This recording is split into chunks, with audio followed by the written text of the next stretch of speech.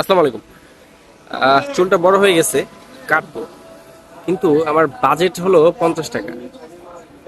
এর বেশি দিয়ে আমি চুল কাটবো না। এখন দেখা যাক 50 টাকায় কোন লোক আমার চুল কেটে দেয়। ভাই মানে আপনার এখানে মানে চুলের রেট কত?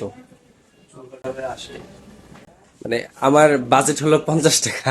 2-3টা সেলুনে গেছি, কেউ আমাকে 50 টাকা চুল কাটাইতেছে না।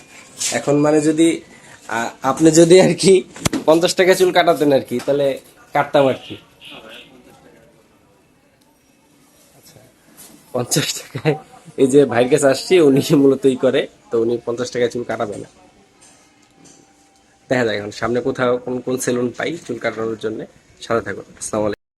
এখন আরেকটা সেলুনে আসছি, দেখি এখানে 50 টাকায় চুল কাটতে পারি কিনা। ভাই 50 টাকায় চুল কাটা যাবে মানে মূলত তার জন্য না, মানে মূলত 4টা সেলুন ঘুরছি, কোন সেলুনই 50 টাকায় চুল কাটতে পারি না, সবাই 100 টাকা 80 টাকা বলছে। কারণ আপনি এখানে কাটতে পারবো কিনা বলেন। আচ্ছা, এই ভাই রাজি হয়েছে 50 টাকায় চুল কাটাবে, এই যে উনি বলছে।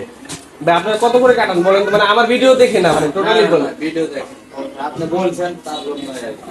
এই যে 50 টাকায় চুল কাটার যে সেলুন, সেটা আসছি, এখন দেখা যাক।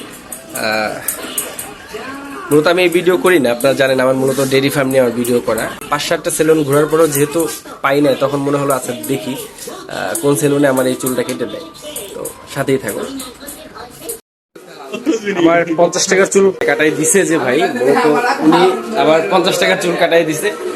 এই সেলুনটা হলো কলমা পুকুর পাড়, ধুলোবাড়ি মার্কেট। আমি জাস্ট 50 টাকাই রাখছি, উনি আমার কাছে মানে ভিডিও দেখে যে বেশি টাকা রাখছে এরকম, মানে কম রাখছে এরকম কিছু না। আমি ওনার কাছে বারবার রিকোয়েস্ট করে বলছি ভাই সত্য কথা বলেন, উনি সত্য কথাই বলছে, 50 টাকাই এখানে রেট। আমি 4-5টা দোকান ঘুরছি, ঘোরার পর এখানে চুল কাটতে পারছি। তো আসলে আমি মূলত চাচ্ছিলাম 50 টাকা চুল কাটবো এর জন্য। তো ভালো থাকবেন সবাই, আসসালামু আলাইকুম।